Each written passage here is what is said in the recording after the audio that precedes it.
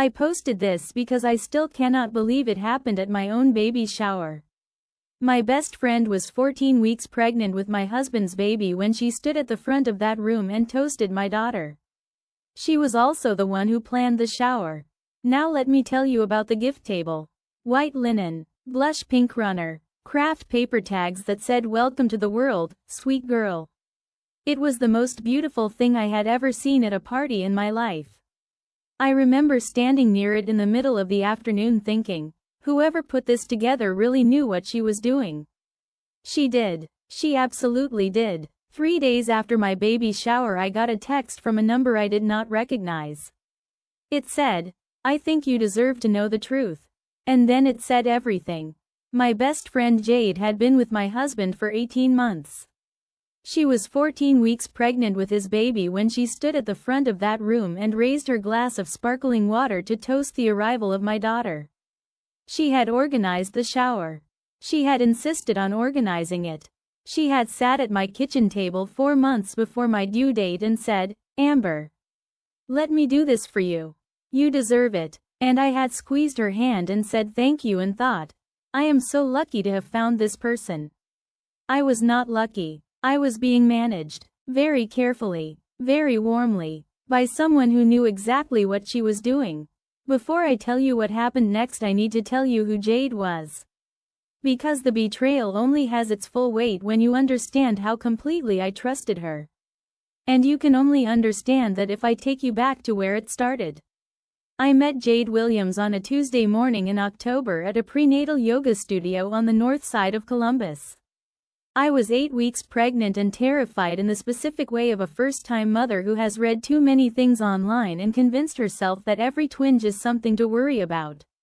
I was also the only person in the class who could not figure out how to adjust the bolster and was trying to do it quietly so nobody noticed. Jade noticed. She came over without being asked and fixed it in about 4 seconds and said quietly so the instructor would not hear, "I googled this whole class beforehand because I was afraid of looking stupid and I still could not figure out the bolster thing until week 3. I laughed. Too loud. The instructor looked up. And that was it. That was us. By the end of that class we had exchanged numbers. By the end of the second class we had made lunch plans.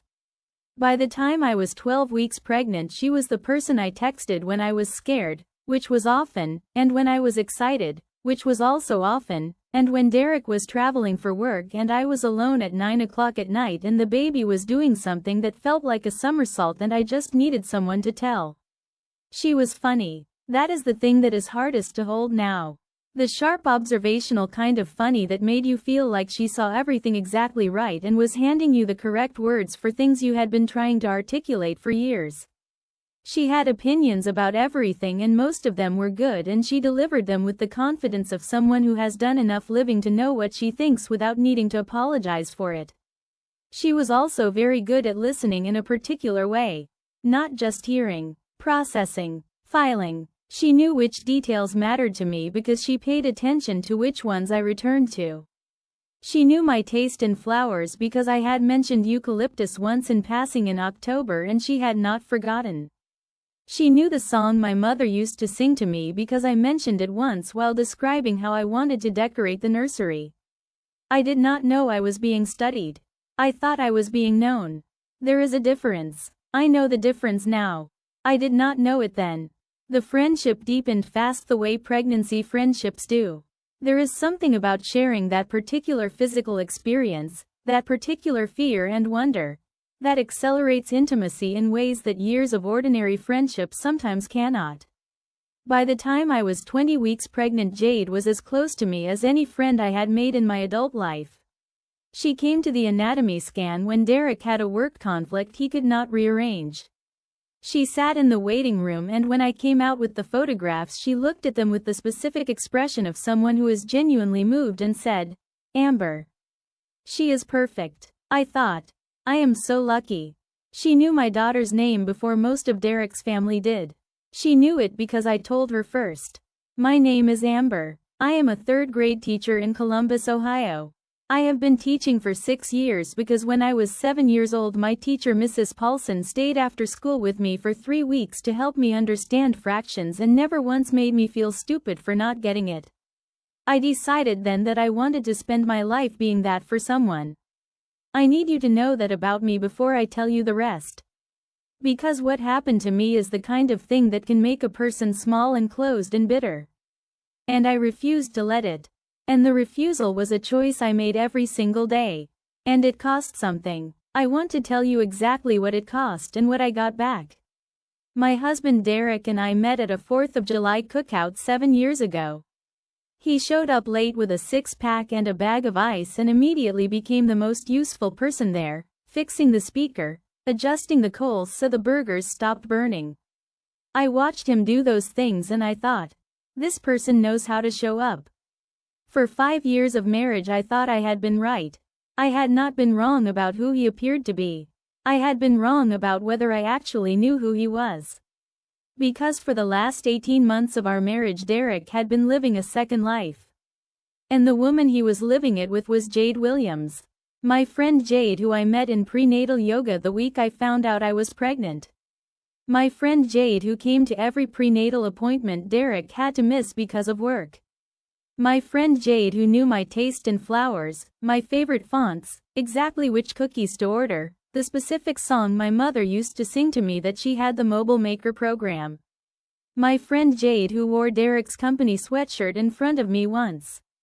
I noticed it for half a second. I set it down. I told myself it was nothing. I had been setting things down for 18 months. The shower planning started in January. My due date was April 9th. Jade came over on a Sunday afternoon with a legal pad and a pen and more organization than I had seen from any person planning a party in my life.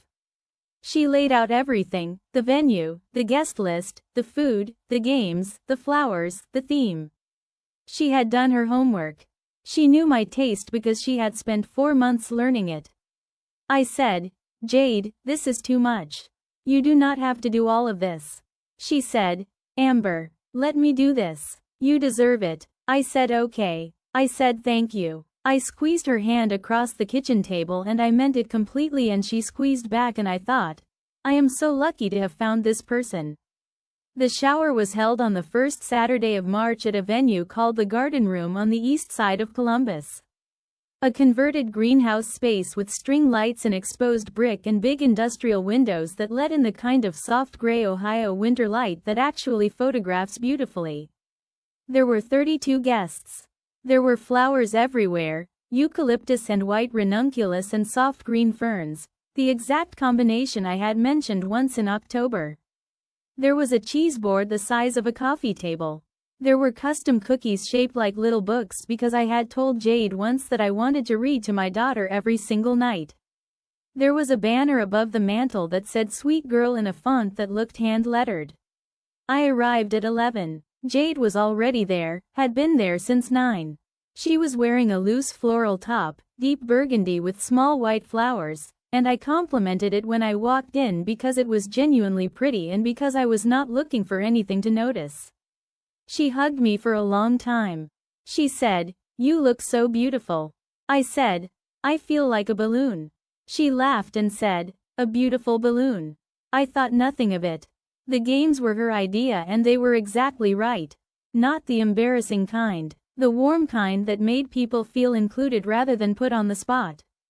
There was one where each guest wrote a piece of advice for the baby and read it aloud and it went around the room and some of them were funny and some were genuinely moving and at one point I was crying and laughing at the same time and I looked across the room at Jade and she was watching me with an expression I now understand differently than I understood it then.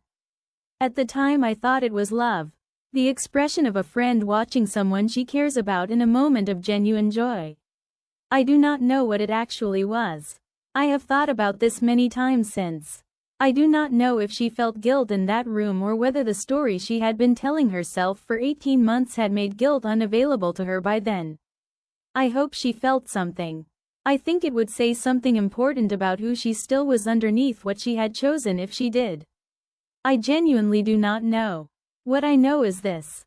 Near the end of the afternoon, Jade stood at the front of the room with a glass of sparkling water, and she said some things about friendship and about watching someone become a mother and about how lucky our daughters were going to be to grow up knowing each other. Because Jade had told the room at some point that she was also expecting, which I had not known was true in the specific and devastating way that it was true. She raised her glass. She said, to Amber and Nia. Everyone raised their glasses. I raised mine. I looked at her and I smiled. And I thought, I am going to remember this moment for the rest of my life. I was right. I am going to remember it for the rest of my life. Just not for the reason I thought. The text came on a Tuesday afternoon.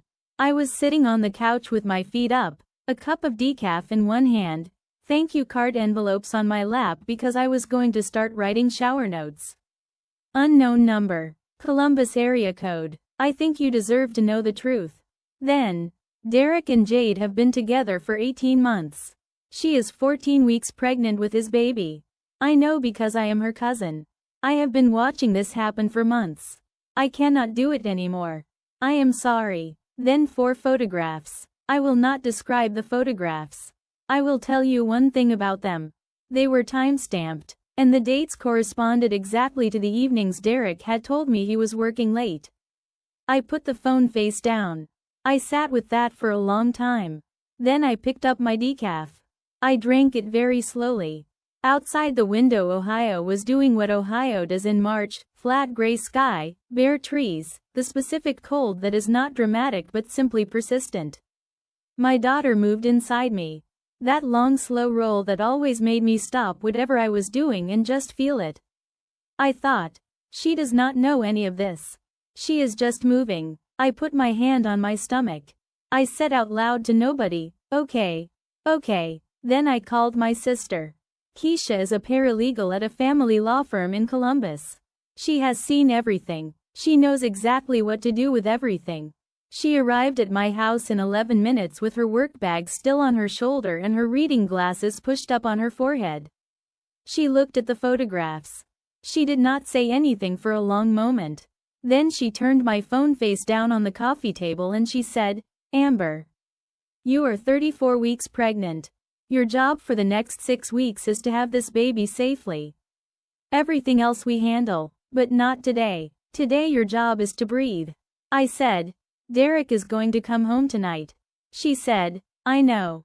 When he comes home you are going to tell him you are tired and you are going to go to bed early. Tomorrow I make calls. I said, Keisha? She said, trust me. I trusted her. Derek came home at 6:15 with Thai takeout because he knew I had been craving pad see ew. He put it on the counter. He came to find me on the couch. He kissed my forehead. He said, how are you feeling? I said, tired. Just really tired. He rubbed my feet without being asked. We watched something on Netflix I could not have described 30 seconds after it ended. I sat with the weight of everything I now knew and I breathed and I held it and I did not say a single word. He was in the room with me. He was a complete stranger to me. I was the only one in that house who understood both of those things were simultaneously true. Keisha stayed until Derek got home and then she left. Before she walked out she stopped in the doorway and looked at me and she did not say anything. She just nodded once. The specific nod of someone who knows you can do this and is telling you so without making it a speech. I nodded back. She left. I made it through that night. Keisha called me at 8 the next morning. She had already spoken to an attorney at her firm. Patricia Monroe. 30 years of family law in Franklin County. I met Patricia that Thursday. Keisha drove me and sat beside me the whole time. Patricia listened to everything without changing her expression once. When I finished she said, you have done exactly the right things so far. Now let me tell you what comes next. She told me about the financial picture. The house. What Derek's income meant for support during my maternity leave. What Jade's pregnancy meant for character in any future proceedings. I was 34 weeks pregnant. I was sitting in a law office. My daughter was moving. I thought, she does not know any of this. She is just moving. I said, what do I want the next phase of my life to look like? Patricia said, that is the question. You do not have to answer it today. I said, I know what I want. I want my daughter to come into a world where her mother is honest with her and where what is in her home is real. Patricia looked at me. She said, then we know exactly what we are building. I drove home from that office with Keisha beside me and I looked out the window at Columbus in March and I thought about my students. I thought about what I tell them every year on the first day of school. I say, in this classroom we tell the truth even when it is hard. Especially when it is hard. That is the only rule that matters. I had been living inside a lie for 18 months without knowing it. I was not going to live inside one for a single day more. For the next 4 weeks I held. Derek did not know that I knew. That was a deliberate choice. I was 34 weeks pregnant and then 35 and then 36. The stress of a full confrontation with no legal preparation was stress my daughter did not need to absorb.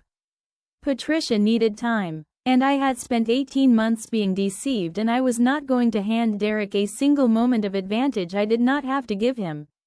So I held dinner at the kitchen table every night, asking about his day, listening to the answer. Week 1 looked like this. It looked like waking up the morning after the text and making eggs while Derek showered and the radio played something in the kitchen and everything looked exactly the same as it had always looked and nothing was the same at all.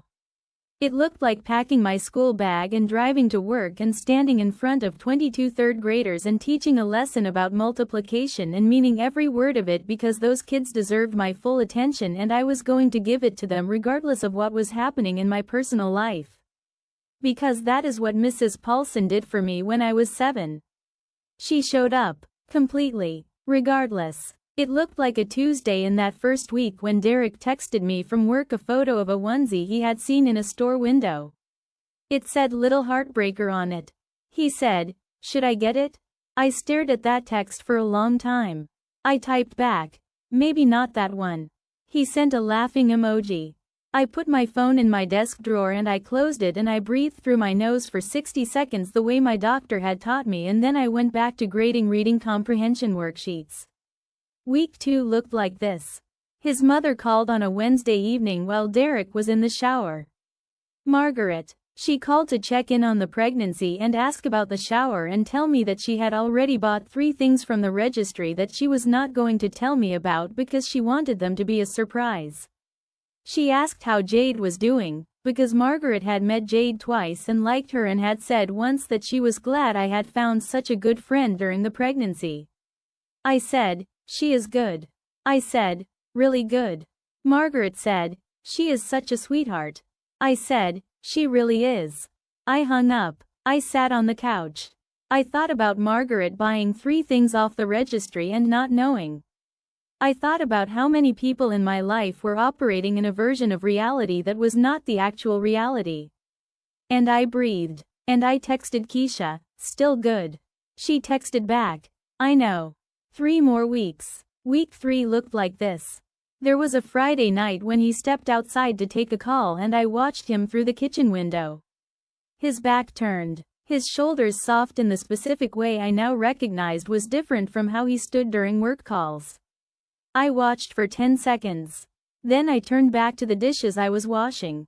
I finished them. I dried my hands. I put the dish towel back exactly where it always went. I did not cry. I texted Keisha, still good. She texted back, I know. 2 more weeks. There was also a Saturday in week 3 when he suggested we drive out to Easton and walk around and get lunch because the weather had broken and it was the first genuinely warm day Columbus had seen since October. And I said yes because saying no would have been a change in my behavior and I could not afford changes in my behavior. So we drove out to Easton and we walked around and we had lunch at a place we both liked and he held my hand and people smiled at us the way people smile at visibly pregnant couples in public. That warm, generous smile of strangers who see something they think is good and want to acknowledge it. And I smiled back at all of them.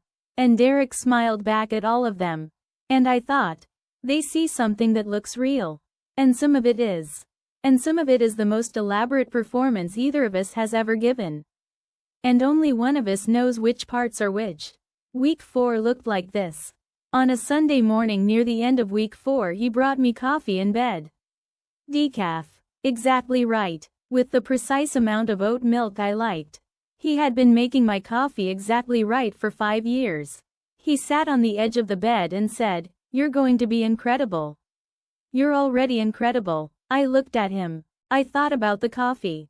The 18 months. The 14 weeks. The gift table. All those little Kraft paper tags that said "Welcome to the world, sweet girl." I thought about Jade standing at the front of that room with her glass of sparkling water. I thought about the mobile in the nursery playing the song my mother used to sing. I thought about every single thing she had gathered from me and used. I said, "Thank you." He said, "I mean it." I said, "I know." He kissed my forehead. He went downstairs. I sat in the bed with the coffee in both hands and I looked at the ceiling and I thought, 4 weeks. I held for 4 weeks. And I did not fall apart. And my daughter did not absorb any of it. And in a few days this part is going to be over. I was right. On a Monday morning in the 5th week Patricia called. She said, "We are ready." 3 words. I had been waiting 5 weeks to hear 3 words. I said, "Then let's go." I filed 4 days before my due date. The papers were served on a Wednesday morning while Derek was at work. He called 11 minutes later. I did not answer. He called 4 more times. I did not answer. He texted, "Amber, please call me. Then, please, then, I am so sorry." I put my phone in my nightstand drawer. I went and sat in the nursery. The white crib. The bookshelf with the books already arranged. The mobile that played the soft version of the song my mother used to sing to me. I sat in the glider that Keisha had helped me assemble on a Saturday in February. I looked at the room. I thought about all the Saturday mornings I had spent in this room getting it ready. Assembling the crib with instructions that made no sense. Washing every tiny piece of clothing twice because I had read that you were supposed to. Arranging the books on the shelf by color because color made me happy and this was my daughter's room and I wanted every decision in it to be mine. Every decision in it was mine. Nobody had touched this room. This room was exactly what I had made it. I looked at it for a long time. And I breathed. His calls had stopped by now. The room was very quiet. The baby came 5 days later. 7:22 in the morning on a Thursday in April. 9 hours of labor. Keisha on one side, my mother on the other. My mom had flown in from Jacksonville the day after I filed because Keisha called her and said, "Mom, come now." And she came. She did not ask a lot of questions on the phone. She just said, "I will be on the first flight I can get." She was there by dinner. She walked in the door and she hugged me for a long time without saying anything and that was exactly right. That was everything I needed. She was there through every contraction. Not solving it for me. Staying right next to me while I solved it myself. Exactly the way she had always been. Exactly the way I hoped I would be for Nia someday. Derek was not in the room.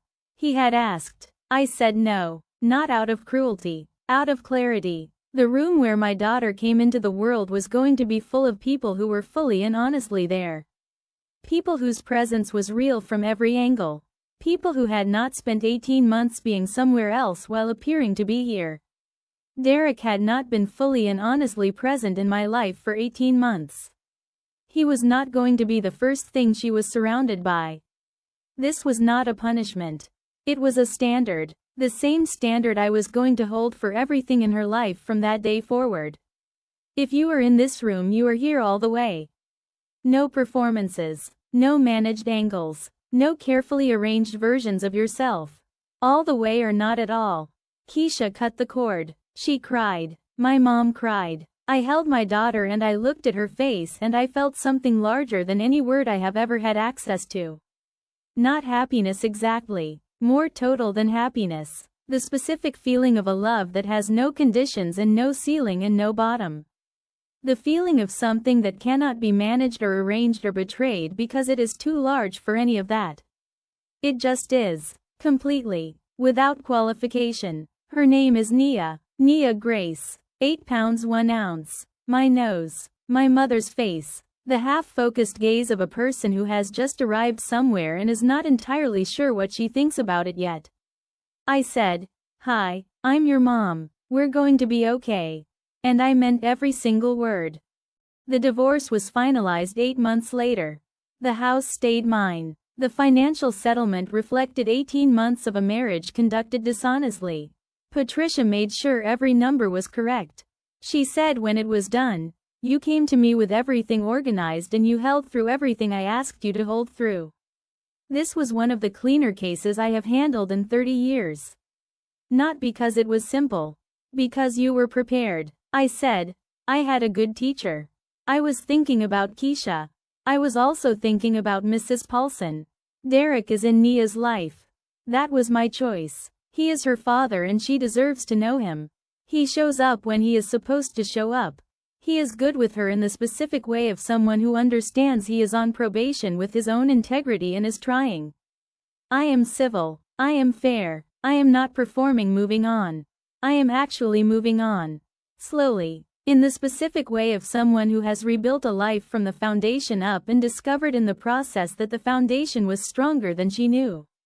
That the woman who taught 3rd grade and read to her class every Friday afternoon and stayed late when a kid needed more time, that woman was not diminished by any of what happened. She was clarified by it. She knows more precisely now what she will and will not accept in her home. She knows more precisely now what real looks like versus what has been arranged to look real from the angle you are standing at. She knows the difference. Nia is 10 months old now. She is the most mobile creature I have ever encountered and she laughs at everything completely and without reservation, which is the best kind of laughing there is. She laughs at the ceiling fan. She laughs at the dog next door who she can see from the kitchen window. She laughs at her own hands sometimes, which I find genuinely inspiring because I think there is real wisdom in finding your own hands funny. She has started pulling herself up on things. The coffee table, the couch, the edge of her crib. She grabs on and she pulls and she gets herself vertical and then she looks around with the expression of someone who has just accomplished something significant and wants to make sure someone witnessed it. I witness it every time. I will witness every time for the rest of my life. That is the promise I made her in the delivery room and I have not broken it yet and I am not going to. Thanksgiving this year, 14 people in my house. Keisha, my mom who flew in from Jacksonville. My dad who drove up from Cincinnati. My friend Renee and her husband. 2 colleagues from school. Margaret, who brought a sweet potato pie that people are still talking about. The noise of people I love filling every room of my house. I was standing in the kitchen with a dish towel over my shoulder and Nia on my hip. And I thought, this is mine. This exact moment. This is mine and it is real and every single person in it knows the full truth of everything and is here anyway. Not because everything is fine. Not because nothing hard has happened. But because they know. And they came anyway. And the knowing and the coming anyway is what makes it real. That is not a small thing. That is everything. I became a teacher because of Mrs. Paulson. She stayed after school with me for 3 weeks when I was 7. She never once made me feel stupid. She just stayed, right next to me, until I understood. Not because she had to. Not because anyone was watching. Because that was what she believed her job required of her as a person in the world. That is what real looks like. Not perfect. Not always beautiful. Not wrapped in white linen with a blush pink runner and Kraft paper tags that say "Welcome to the world, sweet girl." Just honest. Consistent. The same from every angle whether or not anyone is watching. I think about the shower sometimes. I think about standing near that gift table and feeling grateful. I think about how beautiful it was. I think about how completely hollow it was underneath. And I think about the difference, not just between that shower and what I know now, but between a life that is real and a life that has been arranged to look real from the angle you are standing at. I know which one I am building. I know which one Nia is going to grow up inside. She is going to know the difference because I am going to show her every single day what the difference looks like. It looks like her grandmother flying in from Jacksonville because her sister said come now. It looks like a paralegal with reading glasses pushed up on her forehead arriving in 11 minutes with her work bag still on her shoulder. It looks like a woman who held for 5 weeks straight and did not fall apart and filed 4 days before her due date and sat in a nursery she built with her own hands and breathed. It looks like this. Like what we are doing right now. A real person telling a real story to real people who deserve to hear it. Nia Grace is going to know the difference. I am going to make sure of it. And if you are somewhere in a version of this, if the beautiful thing in your life has been feeling a little hollow in a way you cannot name, I want you to hear this. You already know. On some level you have already been knowing. The sweatshirt you noticed once and set down. The explanation you accepted because accepting it was easier. The thing you caught for half a second and told yourself was nothing. Those things are in you. They are trying to tell you something. They have been trying to tell you for a long time. When you are ready to hear them, they will still be there. And so will you. Stronger than you currently know. With people who will arrive in 11 minutes when you call. With a foundation that is more solid than you think. With a life that is going to be real, from every single angle, when you finally build it on your own terms. Was I right to not let him in the delivery room? Tell me below. And if you have ever had to hold something this heavy in silence, this community is for the people who held and built anyway. New story every week. Subscribe so you never miss one.